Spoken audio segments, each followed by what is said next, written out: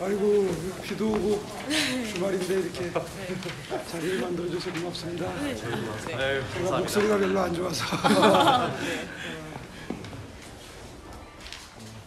네, 그러면 바로 이제 시작하도록 할까요?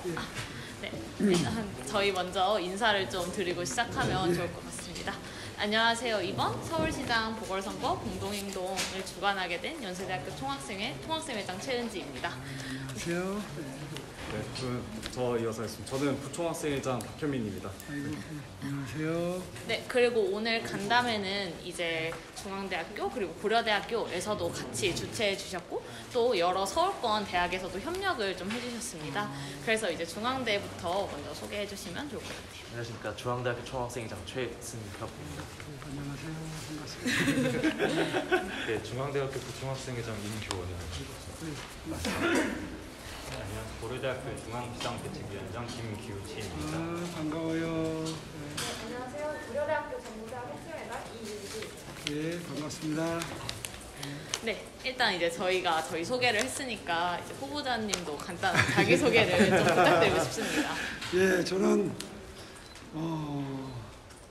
이번 서울시장 후보 오세훈인데 여러분이 흔히 쓰는 용어로 경력 신입 후보자입니다. 네. 서울시장 재수생입니다. 오세훈입니다. 반갑습니다. 네, 반갑습니다. 네, 그럼 일단 이렇게 귀한 시간 내주셔서 이렇게 대학생들과 청년들의 목소리를 경청해 주시고 그리고 또 이런 간담회 자리에 응해 주셔서 네, 진짜 진심으로 감사의 말씀 드리고 싶습니다. 네, 고대생분이신데 이렇게 연대 오셔도 괜찮으시죠? 네, 그러면 이제 다음 질문. 네, 저희가 궁금한 것들이 많아서 지금 질문들을 이렇게 쫙 정리했거든요. 그래서 먼저 간단하게 이제 서울시가 사실 당면한 과제들이 되게 많잖아요. 그래서 이제 후보님께서 이렇게 가장 생각하시기에 가장 시급한 문제는 무엇이고 그리고 이거에 관련된 대책은 무엇을 생각하고 계신지 이렇게 말씀해 주시면 감사할 것 같습니다. 가장 시급한 현안에 대해서 말씀을 드리자면 하도 많아서 가장 시급하다 그러면 하나만 말하라는 말씀이신데 하나만 꼽으라면 저는 강남북 균형 발전을 말씀드리고 싶어요. 사실 서울은 강남과 비강남권으로 구분이 좀 되는 경향이 있죠. 그러니까 이제 강남북 그러면 그 지리적으로 남쪽 북쪽 이렇게 되는데 저런 표현을 하면 그러니까 강남과 비강남권 그러면 주로 동남권이 강남, 서초, 송파구고 비강남권이 이제 서남권까지 구로, 금천, 영등포 이런까지 포함하는 개념이기 때문에 강남과 비강남 이렇게 표현하면 아마 그 발전 정도의 차이가 나는 게 정확히 대리가 될 것 같은데 우선 주거 격차가 있죠. 그 다음에 교통의 격차가 있어요. 강남은 비교적 교통이 좋은 편입니다. 지하철역이 다 구석구석 들어가 있죠. 그런데 비강남 지역은 교통 소외 지역도 있어요. 저쪽 동북권에 그 노원구, 강북구, 도봉구 이쪽, 동대문구 이쪽이 교통 소외 지역이 좀 있고요. 서남권에 구로구, 금천구, 영등포구 이쪽이 굉장히 관악구 이쪽이 교통 소외 지역이 있어요. 그러니까 교통의 격차가 있죠. 교육 격차가 있어요. 강남은 교육 환경이 좋다 그러죠. 공교육, 사교육 막론하고 좋다 그러죠. 비강남 지역은 교육도 격차가 있어요. 그 다음에 문화생활에도 또 격차가 있어요. 이런 여러 가지 격차가 있어서 어떤 서울시장이든 서울시장으로 취임하게 되면 이 강남북 균형 발전을 하는 게 가장 큰 예산도 투입하고 노력도 투입하고 해야 되는 그런 제1의 과제입니다. 주택의 격차는 여러분 설명이 필요 없을 정도로 비강남 지역이 주택 사정이 열악하다는 건 다 알고 계시잖아요. 긴 얘기니 오늘 1시간밖에 시간이 안 되는데 길게 얘기하면 안 되니까 간단히 얘기하면 지난 10년 동안 재건축 재개발을 전임 시장께서 다 억제했잖아요. 아시다시피 그래서 약 25만 가구를 공급할 수 있는 재건축 재개발 지구를 전부 취소하거나 해제하셨어요. 그 바람에 꾸준히 공급돼야 될 신규 주택이 공급이 안 되는 바람에 주택 생태계가 무너졌죠. 그래서 지금 굉장히 가격이 오른 거 아니에요? 그 바람에 전세값, 월세값도 다 올라서 여러분 아마 여기 혼자 자취하거나 1인 가구로 사는 학생도 분명히 있을 텐데 다 고통받고 있는 거 아니에요? 그 주거 격차를 없애려면 어떻게 해야 돼요? 재건축, 재개발을 비롯해서 민간, 그러니까 시장 경제 질서를 활용해서 공급될 수 있도록 하는 걸 다시 시작해야 되겠죠? 그렇게 해서 뭐 여러분들은 청년주택이나 이런 데도 관심이 많을 수도 있지만 청년주택뿐만 아니라 서울 시내 전체에 신규 주택을 충분히 공급하는 게 가격을 장기적으로 하향 안정화시키는 비결 아니겠어요? 그래서 이제 주택 문제는 그렇게 해결을 해야 되는 거고요. 간단히 얘기해서. 그다음에 두 번째 교통격차. 제가 10년 전에 한 5년 정도 시정을 하면서 이 교통소외죠. 아까 말한데 동북권과 서남권의 교통을 해결하기 위해서 경전철이라는 거를 도입하기 시작했어요. 혹시 우이신설선 타보셨어요? 그게 경전철이잖아요.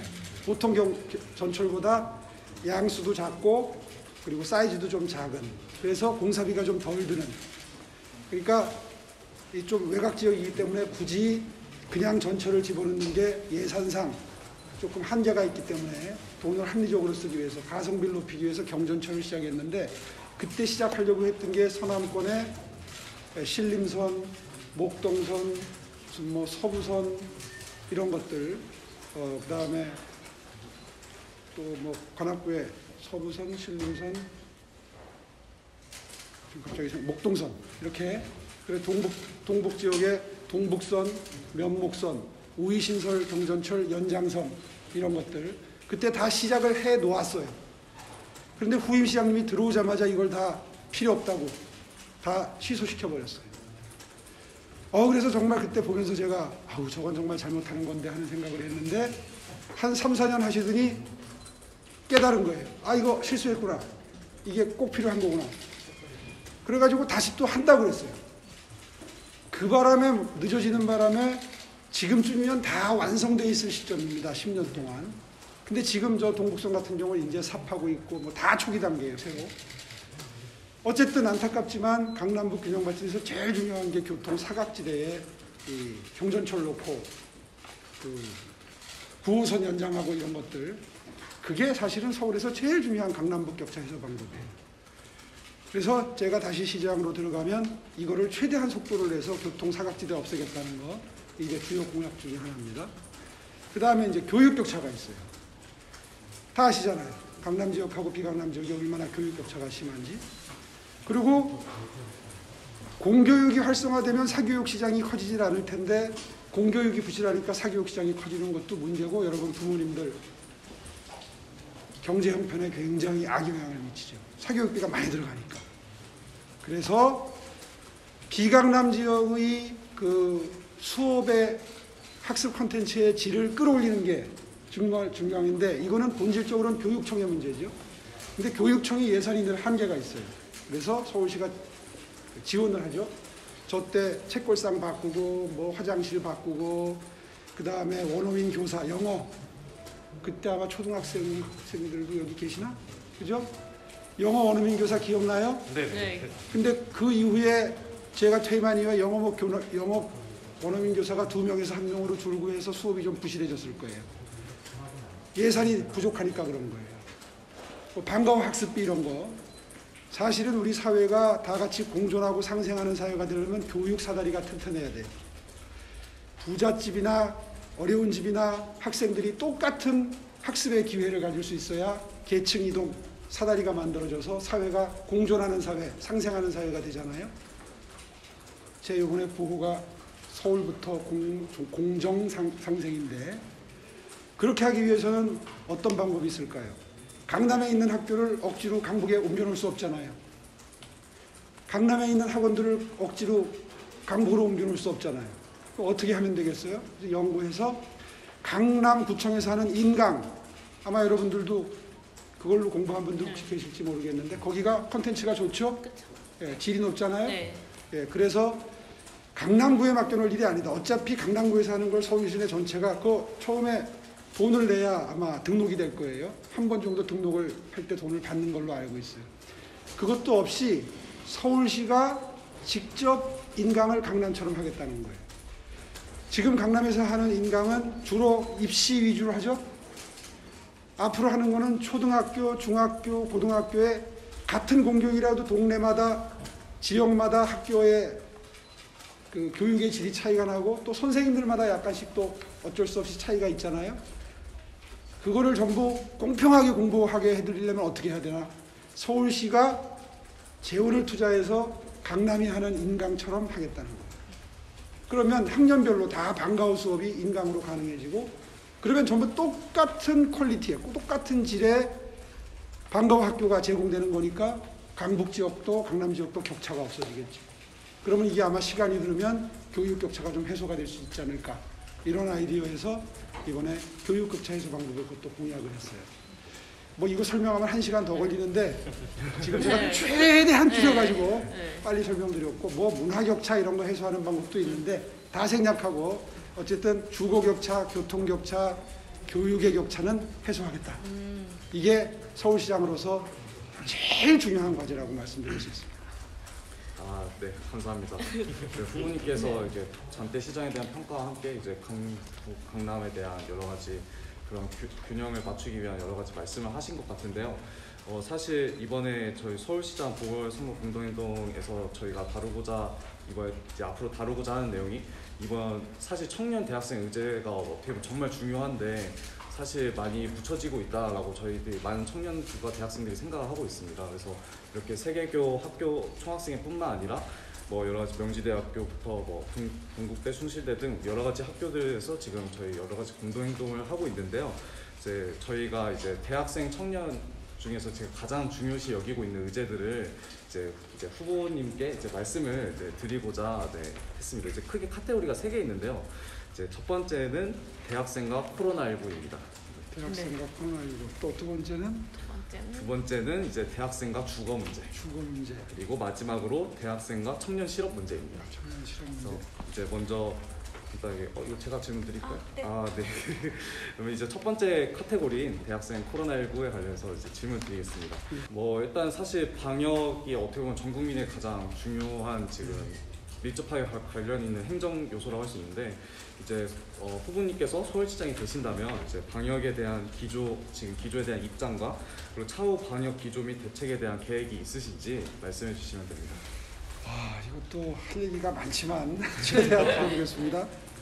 저는 이 정부가 지난 1년 한 4개월 됐죠. 코로나19가 터진 지.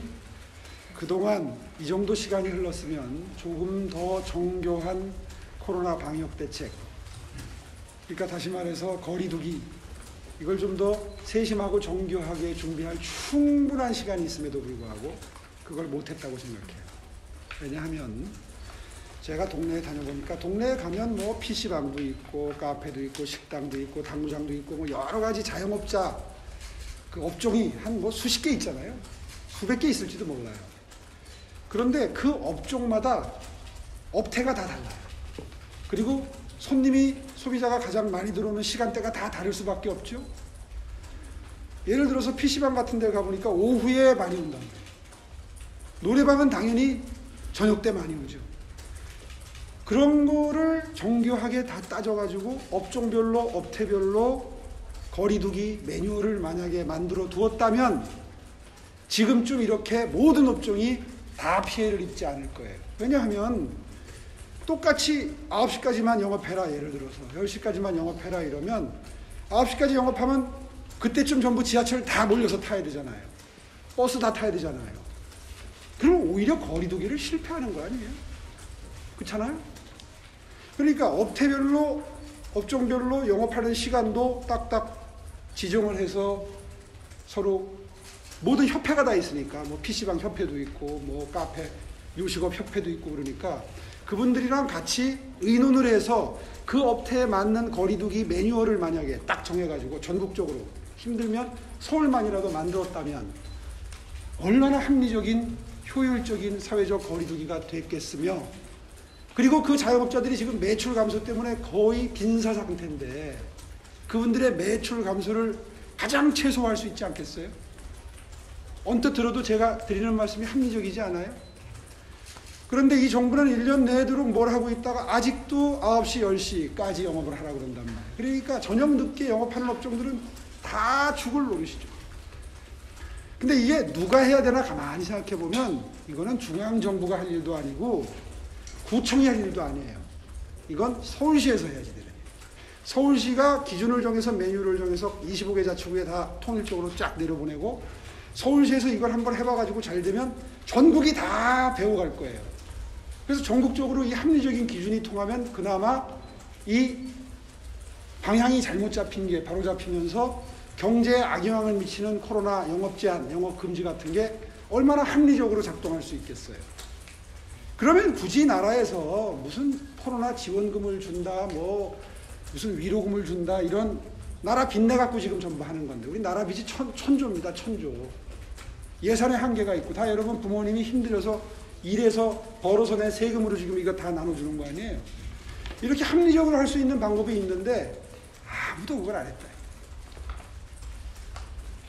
매뉴얼을 만드는 게 굉장히 중요합니다. 그리고 코로나19가 이런 일이 한 번 왔다가 간다는 보장이 없어요. 또 새로운 바이러스가 나오면 또 이 난리를 또 겪어야 돼요. 그때 대비해서 이런 합리적이고 효율적인 매뉴얼을 만들어 두면 다음에는 처음에 우왕좌왕하지 않고 바로 그 매뉴얼대로 하면 되는 거 아니에요. 들어가면 일단 제일 처음 해야 될 일이 물론 코로나19 때문에 지난 1년 반 정도에 엄청나게 피해를 본 분들 우리 서울신용보증재단 통해 가지고 무이자로 무보증료로 최대 1억 한도까지 그 1년 동안 무이자로 대출 빨리 해드려 가지고 그러니까 이거 대출은 은행에서 하는 거고 서울신용보증재단이라고 서울시 산하단체는 보증을 해주는 겁니다. 보통 담보가 없어서 못하는 거거든요. 그래서 무담보로 서울신용보증재단이 보증료 면제 1년 동안 이자 면제만 해드려도 수조 원이 융자될 수 있어요. 그러니까 보통 걸 오해해서 수조 원을 서울시가 쓰는 건 없거든요. 그렇게 갑자기. 그 오해하는데 그게 아니라 은행에서 돈 꾸어 쓰는데 보증해드리는 겁니다.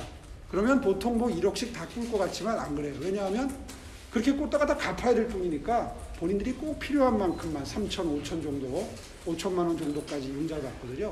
그렇게 해서 그분들 지금 쓰러지기 일보 직전, 폐업 일보 직전에 자영업자분들, 소상공인들 빨리 쓰러지지 않도록 도와드리는 거. 올 연말까지만 버티면 일단 된다고 하니까 정부 말을 믿더라도 그러면 버틸 수 있는 긴급 지원자금 융자해드리면서 이게 중요하지만 가장 중요한 건 아까 말씀드린 대로 새로운 매뉴얼을 만드는 거.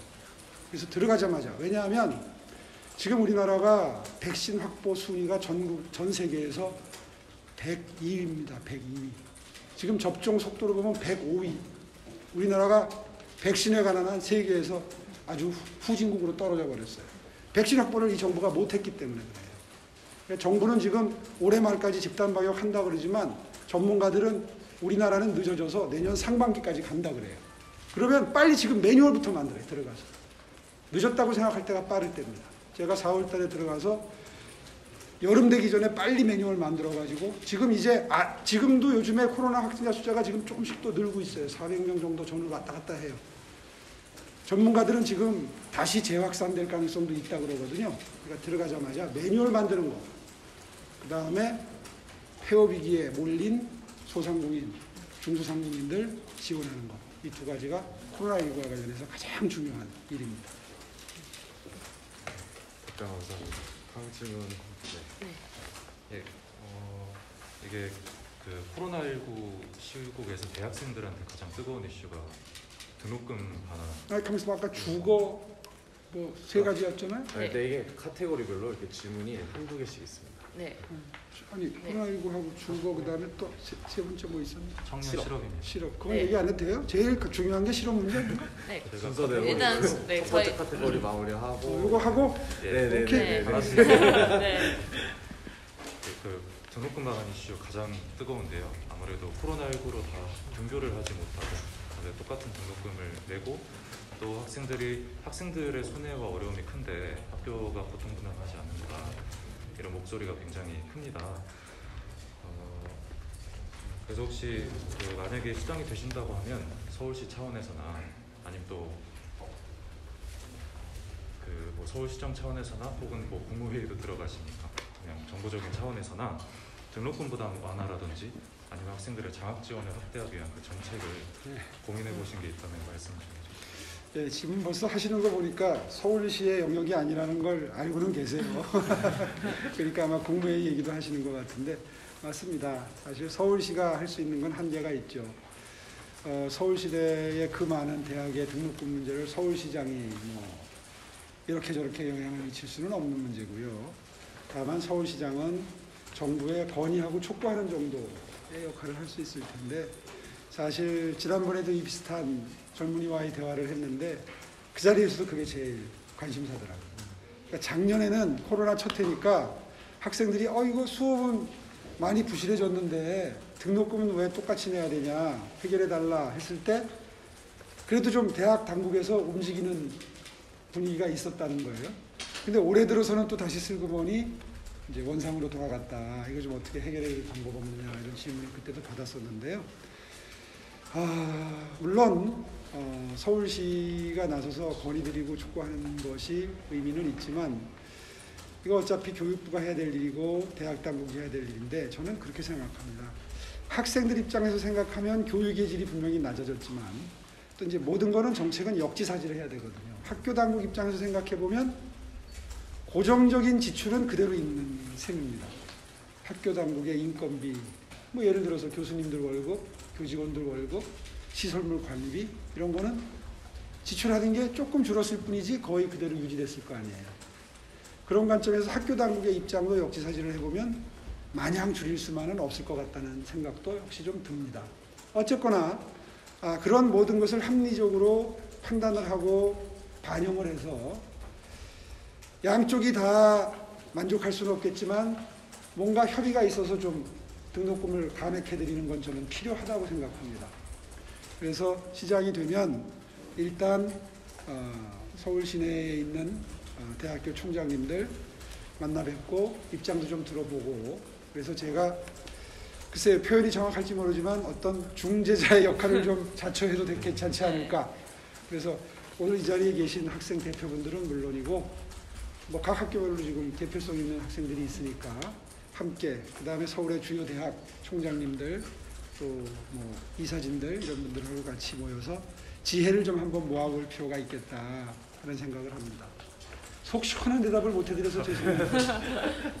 관련해서 질문을 하나만 더 드려주시면 괜찮아요. 사실 방금 말씀하신 게 절대적인 그 재정난을 강조를 하신 것 같아요.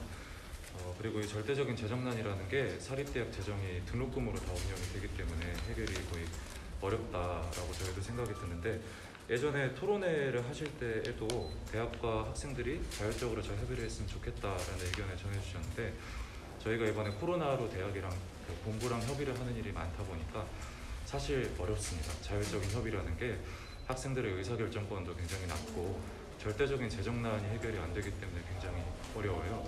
그래서 학생들은 정부나 지자체의 어떤 명확한 대책을 좀 바라는 것이 많은데 그래서 좀 뭐 재정이라든지 아니면 대학 운영에 관련해서 본인이 생각하시는 어떤 명확한 혹은 단기적인 그런 해결책이 혹시 있으시다는 말씀? 압박 질문이 들어요. 그냥 못 넘어가네요. 솔직하게 말씀드릴게요. 저도 이럴 때 화끈하게 대학 등록금 낮아질 수 있도록 도와드리겠습니다 하면 표가 되는 거 압니다. 근데 전 평생 그렇게 정치를 안 해왔어요. 이 자리에서 그렇게 화끈하게 표가 되는 말씀은 정말 죄송하지만 못 드리겠고요. 이게 왜 그러냐면 결국은 그렇게 등록금을 화끈하게 대학 당국에서 낮추도록 하려면 서울시에서 재정 지원이 들어가야 되겠죠. 그렇게 안 하고서야 어떻게 무슨 강제력이 없는데 예? 그런데 대학 당국에 등록금 낮춰라 이렇게 강제적으로 할 수는 없는 거 아니에요. 그럼 이제 돈을 들이면서 그렇게 하라는 얘기예요. 지금 재정 말씀하시는 거 보니까. 그런데 한번 생각해 보세요. 대학교를 다니는 서울 시민도 있지만 대학교에 못 들어간 서울 시민 여러분들이 생각할 때는 과연 그런 대학에 재정 지원을 해서 등록금을 낮춰드리는 게 형평에 맞다는 생각을 하실까요? 화끈하게 쓰고 싶어요, 나도. 그런데 모든 정책은 균형이 맞아야 되잖아요. 다 대학교에 들어간 거 아니잖아요. 대학교에 입학 못한 자제분을 가진 부모님이나 대학교에 못 들어간 같은 연령대의 청년들이 있을 거 아니에요. 그분들이 보기에 이게 좀 균형에 맞나 하는 그런 생각 안 하실까요? 어떻게 생각해요?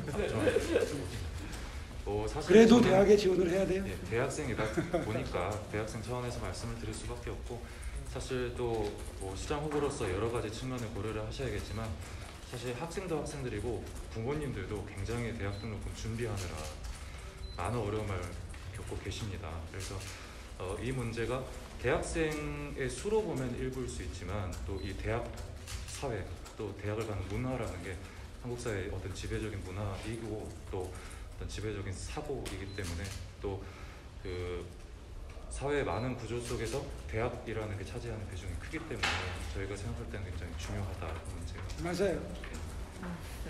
그 말씀도 맞아요. 그래서 저희 부모님들의 생각을 좀 빌려서 말씀드립니다.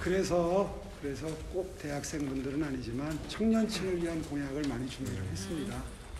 청년들 중에 이제 그 희망 플러스 통장이라는 거 혹시 들어보셨어요?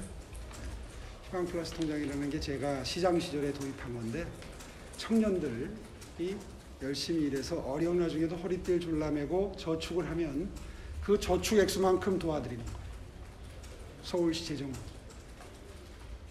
물론 형편이 어려운 일정 소득 수준 이하의 어려운 가정의 청년들의 경우에 도움을 드립니다. 그게 공평하겠죠? 그래서 이자율로 치면 100%가 나와요. 엄청난 거죠. 그래서 자립 자금을 모을 수 있는 그런 프로그램인데, 이게 아주 성공적으로 안착을 해서 지금 전국적으로 시행이 되고 서울시에서도 그 혜택이 많이 늘어났어요.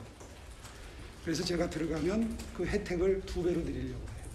물론 굉장히 노력하는 분들, 저축하는 분들인데, 제가 처음에 설계를 할 때는 이 제도가 예산으로 절반, 독지가들의 기부로 절반 이렇게 도와드렸는데, 지금은 이제 독지가들의 기부가 줄어들어서 세금으로 다 하고 있어요. 전국적으로 하는 건. 이 프로그램을 확대할 거고요. 그 다음에 청년층을 위해서 또 하는 게 주거 지원. 지금 연간 5,000명씩 월세, 혼자서 독립해서 사시는 분 월세를 무슨 뭐 청년주택 이런 걸로도 도와드릴 수 있지만, 외국에서 보면 주거 수당이라는 걸 청년들한테 드려요. 이렇게 해서 다는 못 도와드리고 월 20만 원씩 10개월에 한해서 생애 한 번 5,000명 지원하던 걸 제가 5만 명까지 늘리겠다라는 공약을 했어요. 이거 한 1,000억 정도 들어갑니다.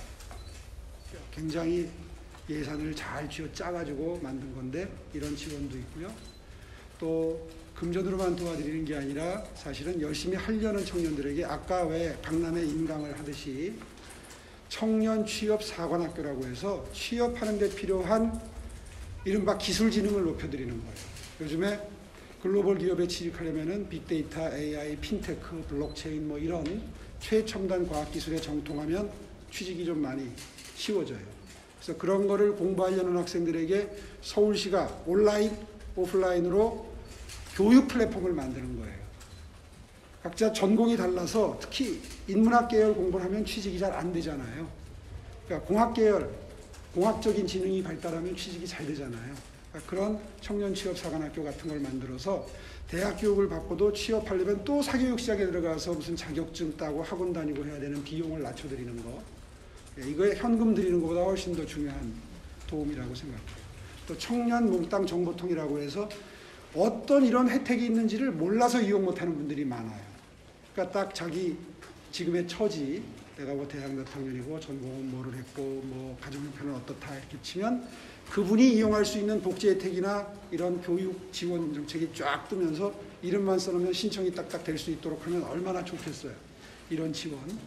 찾아보면 청년층을 위한 제 공약이 굉장히 정교하게 발표된 게 많습니다. 제 청년층을 위한 것도 그렇고 복지공약의 특징은 노력하는 분, 자립하려고 하는 분들께 자립할 수 있도록 도와드리는 자립형 복지, 자립형 지원 정책들이에요. 그러니까 민주당은 특징이 대부분 똑같이 10만 원씩 나눠줍니다. 뭐 이런 식입니다. 그러면 표되는 거 저도 알아요. 박영선 후보가 서울시민 전체에게 1인당 10만 원씩 나눠준다는 공약을 지난주에 냈습니다. 1조 들어요. 1조. 아마 표에는 도움이 될 거예요. 그러나 그게 과연 올바른 여러분이 낸 아버님, 어머님이 낸 세금의 올바른 쓰임이냐? 저는 거기에 대해서는 철학을 달리합니다. 제가 표를 손해보더라도 저는 그렇게 할 생각은 없습니다.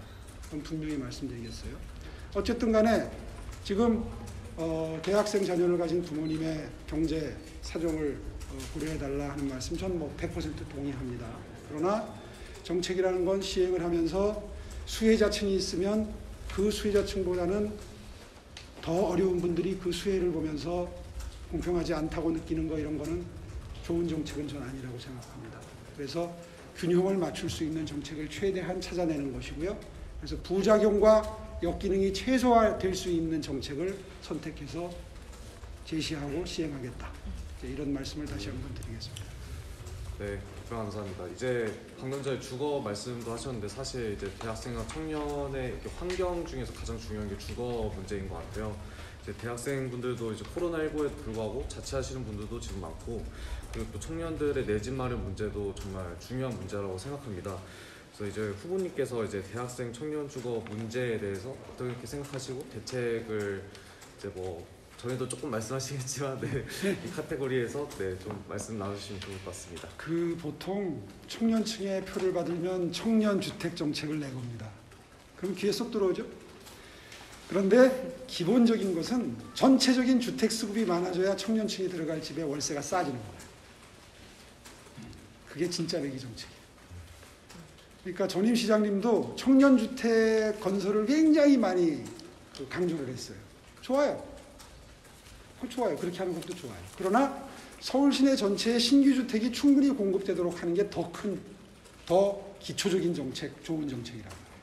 그래서 아까 모두에 제가 강남북 균형 발전 얘기할 때 많은 신규 주택을 공급하겠다 이렇게 얘기한 거예요. 그래서 재건축 재개발 풀고, 이제 서울에는 빈 땅이 없어서 정부는 지금 3기 신도시를 한다고 그러다가 LH 지금 투기 사건이 터진 거 아니에요. 서울에는 신도시를 만들 땅이 없어요. 이제 제가 시장일 때 했던 발산 마곡지구라든가 문정 장지지구라든가 신내 신정지구 이런 강일지구 이런 데가 마지막이었어요. 이제 서울에 대규모 빈택지가 없단 말이에요. 그럼 어떻게 해야 돼요? 오래듣고 되고 낡은 그 골목길 들어가서 차도 하나 돌려 나올 길이 없는 이런 낡은 그리고 불편한 주택지역을 허물고 거기에 새로 집을 지으면 집이 110% 내지 130%가 공급이 됩니다. 그러니까 한 10% 내지 30%가 늘어나는 거예요. 그렇게 해서 신규 주택도 늘어나고 물량 자체도 늘어나고 또 새 집에 살고 싶은 분들은 글로 들어가고 그 집으로 또 다른 분이 들어가고, 그래서 이렇게 선순환 구조가 생긴단 말이에요. 그래서 청년 주거난을 말씀하셨지만 해법의 첫 번째는 신규 주택을 많이 공급하는 것, 꾸준히 공급하는 것, 이게 제일 중요한 거고요. 그렇다고 해서 제가 청년 주택 사업을 안 한다, 이게 아니라 기존에 서울시에서 하던 것보다도 2배로 물량을 늘리겠다 하는 정책을 이미 공표를 했습니다. 그렇게 해서 주로 대학가 근처 그리고 역세권에 많이 만들겠다. 학생 여러분들은 교통수단이 별도로 없으니까 지하철을 타고 학교에 갈 수 있도록, 직장에 갈 수 있도록, 청년층일수록 그렇게 해서 역세권에 청년층을 위한 주택 공급도 더 많이 하고, 기존의 청년 주택의 입주 기준이 굉장히 가난한 분들 위주로 되어 있는 건 아시죠? 그 소득 기준도 조금 높여서 중산층 이하 자제분들이면 다 들어갈 수 있도록 하겠다. 물량이 늘어나면 가능해지겠죠? 그렇게 해서 물량도 늘리면서 기준도 조금 더 중산층 기준으로 높여서, 그래서 더 많은 학생, 더 많은 청년들이 주거지원 정책의 혜택을 받도록 하겠다. 그래서 청년 주택, 그 다음에 청년 매입 임대주택 여러 종류가 있습니다.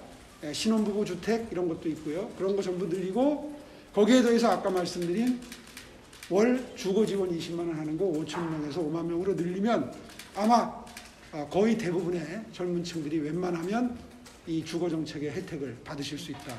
이게 제가 1년 내에는 솔직히 자신 없어요. 이번 임기는 1년이잖아요. 이번에 1년 하는 거 보고 잘한다 싶으면 다시 재신임해 주시면 5년을 하면 제가 자신 있어요. 약속했던 그 물량을 다 제공해서 5년 뒤부터는 청년들이 주거 문제 때문에 지금처럼 이렇게 높은 월세 때문에 시달리는 일은 최소화하겠다. 그런 약속을 드립니다. 네, 공급을 늘리는 거라고 그게 말씀해 최고예요. 주셨는데 그게 최고. 장기적인 관점에서 봤을 때에는 가장 합리적인 방안이라고 생각을 합니다. 다만 단기적인 관점에서 봤을 때 현재 존재하고 있는 청년주택을 어떻게 더 효율적으로 사용을 할 것인지에 대해서도 굉장히 중요한 쟁점이라고 생각을 하는데 2020년 5월 입주 기준 서울 구의동에 있는 청년주택 공실률이 46%였습니다. 그래서 이 부분도 한번 짚고 넘어갔으면 좋겠고 공실률이 예. 46%인 거는 원인이 좀 비싸서 그렇겠죠? 네, 그렇죠. 역세권도 말씀을 해주셨는데 지금 서울권에 존재하고 있는 역세권 청년주택이 실제로는 좁고 비싸다는 세간의 피드백도 있었습니다. 그래서 서울시장이 되시면 그런 것도 전수조사도 해주셔서 실효성을 높일 필요가 있다라고 생각을 하고요. 예. 그래서 이런 효율적 활용과 관련된 정책에 대해서 말씀해 주시면 맞아요. 역세권을 만들어드리면 좋기는 한데 역세권의 특징이 땅값이 비싸요. 땅값이 비싸면 건설 원가가 비싸지죠. 건설 원가가 비싸지니까 월세가 비쌀 수밖에 없는 거예요. 이게 참 딜레마예요. 그렇다고 해서 그걸 전부 서울시에서 지원을 하면 40조 예산 갖고는 택도 없습니다. 40조를 다 굉장히 풍족한 것 같지만 그 중에서 한 절반 정도는 구청 띄워주고 교육청 띄워주고 하면은 나머지 절반 남는 거에서 또 거의 3분의 1이 복지비로 지출이 돼요. 그럼 남는 거는 10조 밑에잖아요. 그것도 서울시를 이렇게 유지 관리하는 데 또 들어가는 경상비 지출이 있을 거 아니에요. 그런 거 따지면 사실은 시장이 재량껏 어디에 지원하고 하는 게 없어요. 결국 빚내야 된다. 그래서 나라 빚이 1000조, 기업 빚이 1000조 이런 나라가 돼버린 겁니다. 그래서 생각 같으면 그런 걸 다 지원을 해서 낮춰드리고 싶지만 사실 솔직히 말씀드려서 쉽지 않다. 그런 말씀을 솔직하게 드리고요. 하여튼 제가 관심을 가지고 어떻게 하면 청년들이 주거난을 해결할 수 있도록 하는데 도움을 드릴 것인가는 들어가서 최대한 머리를 한번 짜내보겠습니다. 지금 기억하시겠지만 제가 1인 가구 안심특별대책본부라는 거를 또 1호 공약으로 내놨습니다. 다른 후보들은 주택 관련 공약 내놓을 때 저는 1인 가구 안심대책본부라는 걸 1호 공약으로 내놨어요. 이 보호 대상은 남녀노소 구분이 없습니다. 젊은 대학생부터 연세 드신 어르신까지 우리나라는 1인 가구가 지금 서울의 전체 가구수 비율의 34%를 넘어서서 이제 3분의 1을 넘어섰는데 고르게 분포해 있어요. 연령별로도 고르고 남녀 비율도 고라요. 그러니까 젊은 여성의 경우에는 성범죄를 비롯한 범죄 불안 때문에 굉장히 예민해져 있고 그 다음에 연세 드신 분들은 만성질환, 건강, 그 다음에 질병이죠. 그 다음에 빈곤. 젊었을 때 열심히 돈 벌어서 자식들 키우고 교육비로 쓰고 출가할 때 전세금이라도 보태주고 나니까 본인들은 정작 노후를 보장받을 길이 없는 거예요. 그래서 빈곤과 질병, 그 다음에 외로움. 남녀노소 불구하고 다 외롭죠. 혼자 사는 분들은. 그 다음에 주거난, 이제 우리 얘기했던 주거난. 이 5가지 고통, 불편을 종합적이고 입체적으로 챙겨드리는 서울시의 조직을 만들겠다는 겁니다. 그게 1인 가구 안심특별본부예요. 어디서 아이디어를 얻었냐면 영국에는 외로움부라는 게 생겼어요. 우리 교육부, 국토부처럼 외로움부, 고독부가 생겼어요. 그래서 고독 문제를 해결해 주겠다 하는 부처가 생겼는데 거기서 아이디어를 얻은 거예요. 점점 늘어나서 스웨덴 같은 나라는 1인 가구 비율이 벌써 50%예요. 그러니까 우리나라도 계속 늘어날 거예요. 한 40%까지 늘어날 거예요. 그러니까 이렇게 늘어나는 추세에 맞추어서 사실 벌써 10년 전에도 이 1인 가구 늘어나는 걸 벌써 감지하고 도시형 생활주택이라는 걸 만들어서 청년주택 같은 거예요. 도심에 공급하는 정책을 세워서 지금 그게 많이 보급이 됐습니다. 지난 10년 동안 시행이 돼서. 근데 그걸 비롯해서 혼자 사시는 분들 전부 이거 지원하는 거 그걸 시작을 할 겁니다. 그렇게 해서 종합적인 대책을 만들어서 해법을 마련하겠다 그런 생각을 가지고 있습니다. 질문입니다. 코로나19로 인해서 많은 사람들이 정말 어려움을 겪고 있고 대학생도 예외는 아닐 것이라고 생각을 합니다. 대학생들이 겪는 어려움이라고 한다면 뭐 아까도 말씀해 주셨듯이 수업의 질이 하락됐다는 것, 혹은 뭐 학교의 여러 시설들을 이용하지 못했는데도 불구하고 등록금이 등록금대로 나간다는 것, 이런 문제들이 있겠지만 그것보다 사실은 더욱더 청년들에게 어렵고 고통이 되는 것은 주거 문제, 그리고 월세 문제, 이 문제일 것 같습니다. 아까도 말씀해 주셨지만 뭐 청년들이, 대학생들이 지금 이 학교 수업은 지금 대면과 비대면으로 지금 함께 공존하고 있는 상황이거든요. 몇 개의 대면 수업 때문에 지방에 거주하는 학생들은 어쩔 수 없이 월세 50만 원, 보증금 1000만 원이라는 어려운 금액을 계속 지불할 수밖에 없는 상황이고요. 그리고 또 비대면 수업이라고 하더라도 이 계약이 보통 1년 단위로 진행이 되기 때문에 아르바이트 해서 이미 계약한 이 월세를 계속 내고 있는 상황입니다. 그래서 아까도 말씀해 주셨지만 그 서울시에서 청년 월세 지원 정책을 뭐 확대하셨다고 했지만 그 전에는 이게 제가 찾아보니까 경쟁률이 정말 치열했다고 하거든요. 그래서 이 부분에 대해서 사실 어떤 대책이 있는지 궁금해서 질문 드리고 싶었는데 그렇게 확대해 주신다고 해서 좋은 것 같습니다. 근데 그 다른 질문 그래서 드려보자면 이거 답 질문하시기 전에 이제 제 고민이 뭐냐면 네네. 이번 시장은 4월 7일 날 선거를 치르면 4월 8일 날부터 일을 합니다. 바로 다음 날부터 보건설거기 때문에. 그러면 이번 시장은 언제 세운 예산으로 일을 하느냐? 1년 전에 연말에 세우는 건 다 알고 계시죠? 그러니까 작년 연말에 통과된 시의회 예산 가지고 올 1년 동안 일하를 하는데 이미 3월 달까지 예산 집행은 다 됐을 거 아니에요. 그러니까 이제 4월 8일부터 예산을 쓰기 시작하는데 이미 예산의 집행에다 들어간 것들을 손을 대가지고 말을 행주 쥐어 짜듯이 짜도 돈을 마련하는 게 쉽지가 않다는 거. 그래서 이번 시장은 들어가가지고 뭐 집에서 그냥 통장에서 예금 꺼내 쓰듯이 쓰는 게 아니에요. 나라 살림이나 서울시 살림은. 그걸 좀 감안을 해주시면 좋겠어요. 그러니까 들어가서 할 수 있는 일이 그런 재원상의 한계가 있다. 그런데 그 와중에도 제가 들어가서 바로 청년 주거 지원은 1000억을 어떻게든 쥐어짜서 만들어서, 그래서 제가 돈 나눠드리는 공약은 쉽게 하질 못해요. 지금 박영선 후보가 1인당 10만 원씩 나눠주고 1조 나눠주겠다. 저거 거짓말 될 가능성이 높아요. 전부 빚내야 돼요. 왜냐하면 예산은 이미 다 짜여져 있는데. 그러면 이제 적자국채 발행해서, 적자국채가 뭔지 아시죠? 외국에서 돈 빌려와서, 어디서 돈을 갚을 돈이에요. 빌려와서 그걸로 나눠준다는 얘기입니다. 이제 그거를 알고 공약을 들여다보시면 아마 이해가 되실 거라죠. 네, 질문. 그 월세와 하숙집 이런 것도 사실은 학생들이 주거하고 중요한 문제지만 기숙사 문제도 사실 엄청 기숙사 관련한 문제도 학생들이 많이 주거 생활하고 있으니까 큰 이슈가 될 것 같습니다. 저희 학교 같은 경우는 약 10%의 학생들만 그 기숙사를 들어갈 수 있고요. 또 좀 심각한 상황이지만, 어려운 상황이지만 자녀석이 남았을 때 그 경쟁률이 매우 치열하고 학점이 4.5점 만점에 4.38이 되는 학생들이 기숙사에 들어가는 좀 어려운 상황이 있습니다. 그래서 뭐 이러한 학교 측에 계속 요구를 하긴 하지만 지역사회의 반발도 있고 여러 가지 문제점들이 있는 것 같아서 혹시 뭐 공공기숙사나 학교가 최소한으로 뭐 확보해야 하는 기숙사의 가이드라인 그런 것들에 대한 어떤 문제의식이 있으시고 대책이 있으신지도 좀 질문 드리고 싶습니다. 결국은 돈의 문제고 결국은 이해관계 충돌의 문제입니다. 그러니까 학교 당국이 재원이 충분해야 기숙사 지을 수 있을 거고요.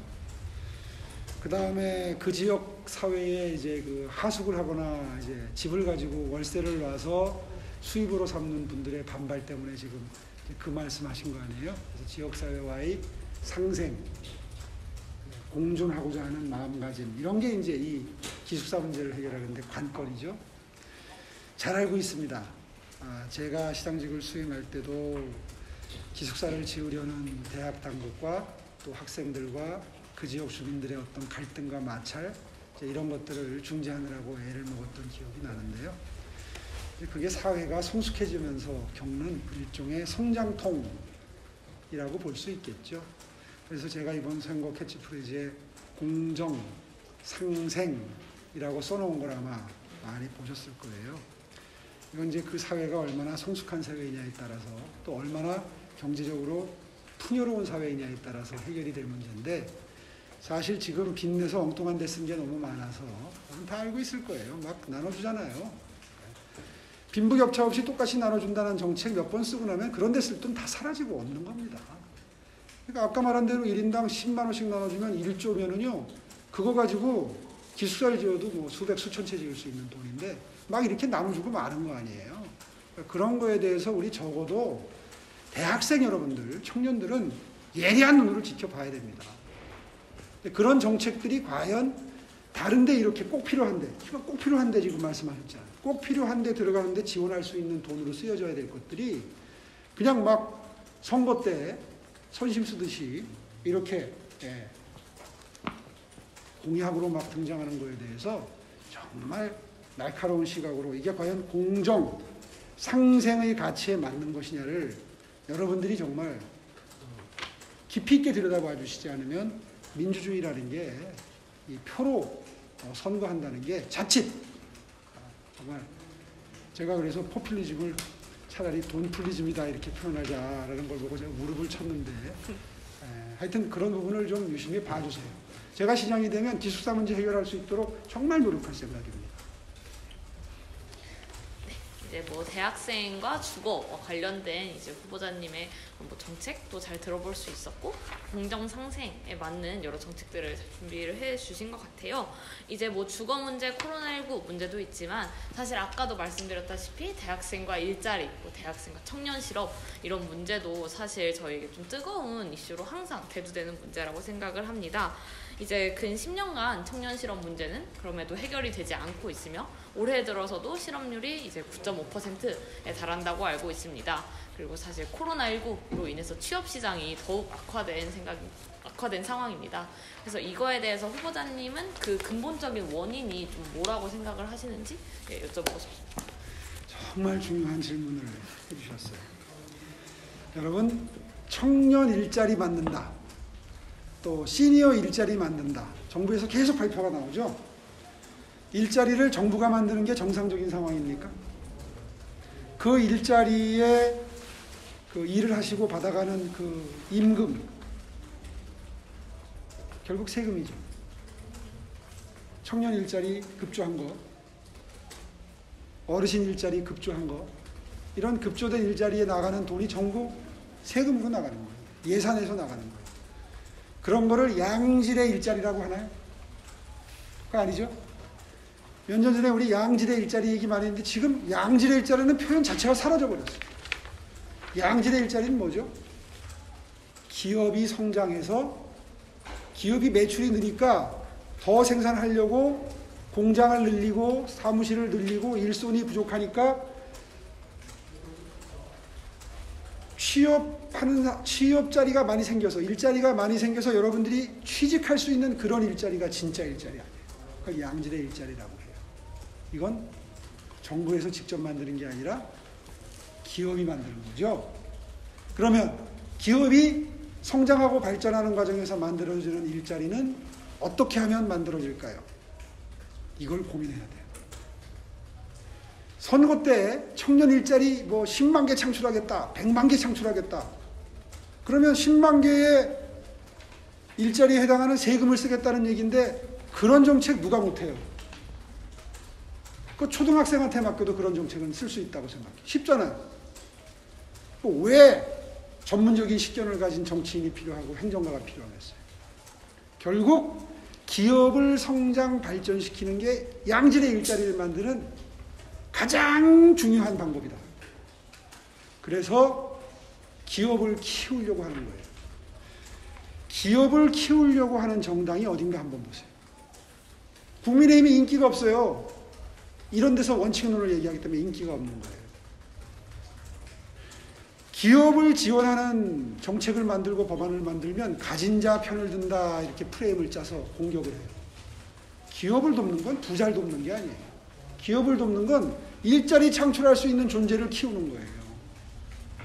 이게 기본적으로 민주당과 국민의힘의 철학의 차이입니다. 국민의힘이 인기가 없는 건 이렇게 복잡한 얘기를, 현실에 맞는 얘기를 하기 때문에 인기가 없는 거예요. 민주당처럼 일자리 만들겠습니다. 그래가지고 막 무슨 이게 강의실 불 끄기 하고 다니는 학생들에게 일자리 창출했다고 몇십만 원씩 주고 인기 좋죠. 돈 받는 사람 입장에서는. 그러나 평생 그런 집은 만들어줄 자신 있어요? 세금 가지고? 저는 이른바 보수정당과 진보정당, 우파정당과 좌파정당의 철학의 차이를 알고 지지 여부를 선택해야 된다고 생각합니다. 여러분, 일자리는요, 기업이 만드는 거예요. 그래서 기업을 지원하는 법안이 필요한 거예요. 그래서 법인세를 감해주는 거예요. 기업이 이뻐서가 아니에요. 기업이 번 돈에서 법인세를 감면해주면 그만큼 여력이 생기니까 돈을 더 많이 버니까 공장도 짓고 더 많은 일손이 필요해지니까 더 많은 사람들이 취업할 수 있고, 그래서 그분들이 취업해서 돈을 버니까 돈을 쓰고 그 돈이 돌아가고 경제의 선순환 구조가 만들어져서 나라가 점점 발전한다. 그래서 스타트업 지원도 그래서 하는 거 아니에요. 왜 스타트업 청년 창업은 지원한다 그러면서 기업은 못 사게 보냔 말이에요. 똑같은 기업인데. 그렇지 않아요? 듣고 보니까 그럴듯하죠? 제 말이 맞잖아요. 스타트업은 지원하면서 왜 기업은 못 사게 굴어요? 더 돈 벌게 해줘야지. 스타트업이고 기업이고 다 똑같은 거예요. 그러니까 마치 대기업을 도와주면 기득권 세력을 돕는 것처럼 프레임을 짜는 것, 편을 가르는 것, 이거 참 잘못하는, 정말 바람직하지 않은 정책이란 말이에요. 그래서 청년 취업 문제 얘기를 하면 제가 왜 이렇게 원론적인 얘기를 하느냐, 저도 표가 뭐가 되는지 알아요. 청년 취업할 수 있는 일자리 서울시에서 10만 개 공급하겠다, 50만 개 공급하겠다 약속할 수 있어요. 세금 나눠주면 되는데. 근데 저는 그런 약속은 못하겠어요. 정도도 아니고. 그런 식의 일자리 창출은 위기 시에 잠깐 하는 겁니다. 경제가 정말 안 좋을 때. 그래서 코로나19 때는 그렇게 하는 게 용인이 되는 거예요. 그래서 이 정부 하에서는 우리가 그거 비판 안 해요. 국민의힘에서도 좋아, 지금은 그거 해야 될 때야 라고 이야기합니다. 그러나 우리 바탕은 알고 하자 이거예요. 저도 들어가면 그런 일자리 만들 겁니다. 단기 일자리 만들 거예요. 그렇게 해서 이 위기를 올해 말 내년까지 코로나 종국이 간다니까 그때까지는 저도 할 겁니다. 그런데 그건 위기 시에 쓸 수 있는 비상대책일 뿐이다. 이걸 우리 젊은이들이 다 알아주셨으면 좋겠어요. 답변이 됐는지 모르겠습니다. 정말 감사하게 잘 들었습니다. 연구자님께서 장기적인 관점에서 실업률의 문제가 기업의 지원을 통해서 해결될 수 있다, 극복될 수 있다라는 말씀 정말 잘 들었고요. 특히 단기적인 대책의 필요성에 대해서도 언급을 해주셨는데요. 올해 들어오게 되면서 일자리가 통계청 조사상으로 98만 개 정도가 줄었습니다. 그리고 청년의 체감 실업률도 27%에 달하는 상황입니다. 네, 이런 상황 속에서 청년들의 일자리에 대한 어떤 기대치, 그런 기대치가 높아지고 있고, 또 일자리는 감소하고 있는 상황에서 코로나 상황에서 가장 시급한 어떤 실업에 대한 대책이 필요하다고 생각이 드는데요. 후보자님께서 서울시장이 되신다면 실행하실 어떤 단기적인 취업에 대한 대책이나 어떤 취업에 대한 지원, 또 학생과 기업을 연결한다든가 이런 식의 어떤 대책이 있으신지, 공약이 있으신지 여쭈고 싶습니다. 예, 일단 드린 말씀을 또 반복할 필요는 없을 것 같고, 이른바 미스매칭에 의한, 그러니까 정보 부족에 의한 취업 실패 사례들이 많기 때문에 제가 시장이 되면 아까 말씀드린 그런 큰 원칙 하에 그 정보를 제공할 수 있는, 다시 말해서 취업 성공 사례, 창업 성공 사례 같은 것을 늘 정기적으로 접할 수 있는 플랫폼을 만들 겁니다. 이 아이디어는 왜 냈느냐 하면, 양질의 일자리를 회사가 아무리 만들어도 동기부여가 안 돼서 스스로 노력할 수 있는 마음가짐이 안 되면 내게 될 수가 없어요. 저는 이제 사법시험을 했는데, 사법시험 공부할 때 저를 가장 용기가 나게 하고 게을러지고 싶을 때, 뭔가 주저앉고 싶을 때 저한테 힘이 됐던 것은 합격기였어요. 제 스스로 조금 나태해지고 힘들어질 때, 그러니까 취업하려고 굉장히 공부 열심히 할 때 이제 그런 현상들이 벌어지죠. 그럴 때 저를 다잡을 수 있었던 계기는 합격기를 읽으면 나도 모르게 동기부여가 확 되면서 용기가 생기고, 한마디로 말해서 더 열심히 하게 되고, 그리고 그 노하우까지 그 합격기에 다 들어가 있어서 공부하는 방법도 많이 배웠어요. 그래서 서울시에서 아까 말씀드린 청년취업사관학교에 그런 플랫폼을 만들어서 아무 때라도 들어오면 내가 가고 싶은 업종에 합격했던 분의 합격기, 창업기, 그 성공 노하우 이런 것들이 늘 떠 있을 수 있도록 해서 거기만 들어가면 조금 나태해지다가도 아유 정신 차리고 더 열심히 해야지 하는 마음이 들도록 하는 거. 사실 이런 게 공공이 해야 될 일입니다. 공공이 어떻게 다 해드려요. 뭐 돈으로 다 나눠드리고 다 지원하고 그렇게 할 수 있는 나라가 있으면 좋죠. 천국 같은 나라가 되겠죠. 근데 솔직히 말해서 그 약속하는 사람들이 다 거짓말쟁이에 가깝잖아요. 결국은 내가 노력해서 뭔가 성취하는 게 우리들의 인생인데, 그래서 그렇게 동기부여가 될 수 있고 아까 말씀드린 대로 정보를 충분히 제공하는 청년농당 정보통 같은 거 만들고 청년 취업사관학교 같은 거 만들고 미스매칭을 해결할 수 있게 하고 열심히 하는 학생들은 희망 플러스 통장 같은 걸로 자산 형성할 수 있게 만들고 재테크할 수 있는 방법 가르쳐드리고, 요즘에 너무 재테크를 쉽게 생각해서 덤벼드는 바람에 걱정이에요. 주식 투자 너무 쉽게 하고 이렇게 해서. 그래서 재테크는 어떻게 조심해서 해야 되는 거지부터 다 온라인으로 여러분들한테 좋은 정보 제공하는 플랫폼을 만들어서 청년 여러분들이 마음만 먹는다면 건전한 사고방식과 건전한 경쟁의식을 가지고 사회에 뛰어들 수 있도록 하는 그런 시스템적인 접근을 하겠다 하는 게 제 구상입니다.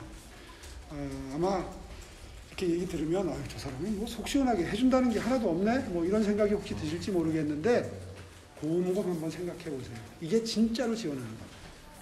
저는 그렇게 생각합니다. 네, 좋은 말씀 감사합니다. 혹시 이 일자리와 관련돼서 또 질문하고 싶은 분 계신가요? 네. 그러면은 이제 오늘 뭐 코로나19 대학 초보님 정책 소개도 해주셨고, 대학생과 코로나19, 뭐 대학생과 주거, 대학생과 일자리, 청년 실업까지 이제 다 다뤄봤는데요. 이제 저희가 좀 마무리하면서 말씀드리고 싶은 거는, 혹시 청년들과의 지금 소통 창구가, 서울시와 청년들 이 소통 창구가 어떤 식으로 좀 마련이 돼 있고, 또 서울권 대학의 이런 총학생회와 소통 창구를 좀 마련하실 의향이 있는지, 뭐 어떻게 하실 예정이신지 좀 여쭤보고 싶습니다. 정말 그거 좋은 제안을 해주셨는데 미처 그 생각은 못하고 왔는데, 이야기 듣고 보니까 그런 그 정기적인 소통 창구가 있으면 저도 스스로 게을러지지 않겠죠. 제가 이번에 그런 말씀을 자주 드립니다. 지난 10년 전에 5년 동안 시장직을 수행할 때는 머리로 했다. 그런데 앞으로 제가 일을 할 때는 가슴으로 하겠다. 이런 표현을 자주 씁니다.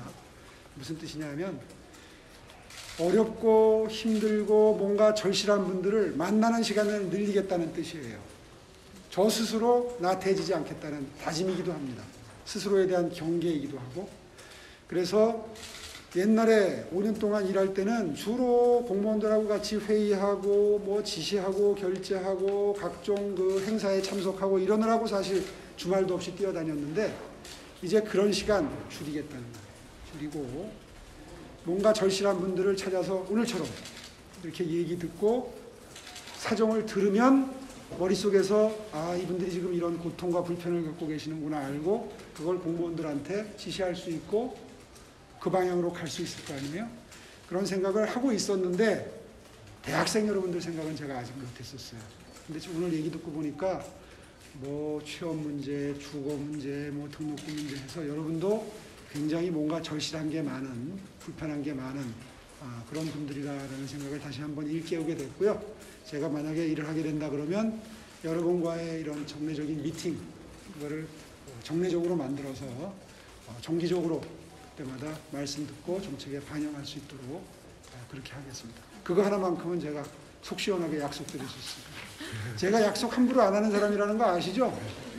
제가 약속을 너무 잘 지켜서 망한 사람이라는 것도 아시죠?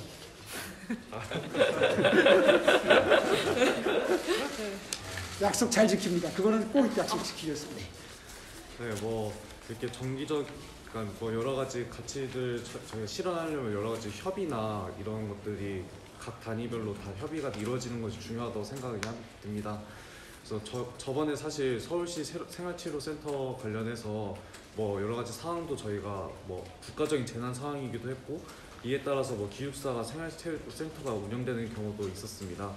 근데 사실 뭐 이와 관련해서 상황이 급하다 보니까 학교본부와 이제 관련 당국에서 이제 협의를 하는데 사실 기숙사 생활치료센터 이용에 관련해서는 정말 학생들의 큰 양보가 있기 때문에 그리고 학생들의 이런 국가적 재난에 동참하는 그런 큰 협조가 있기 때문에 사실 기숙사 생활치료센터 이용이 이제 가능한 거라고 생각하거든요. 그래서 이제 앞으로 그러면 안 좋긴 하겠지만 뭐 만약에 코로나가 이제 상황이 심각해져서 이제 다시 그런 일이 있을 경우에는 사실 학생들의 협의도 어느 정도 공청하시고 이제 학교 본부에서도 학생들 협의를 듣고 결정 내릴 수 있도록 그런 것들이 또 있었으면 좋겠습니다. 알겠습니다.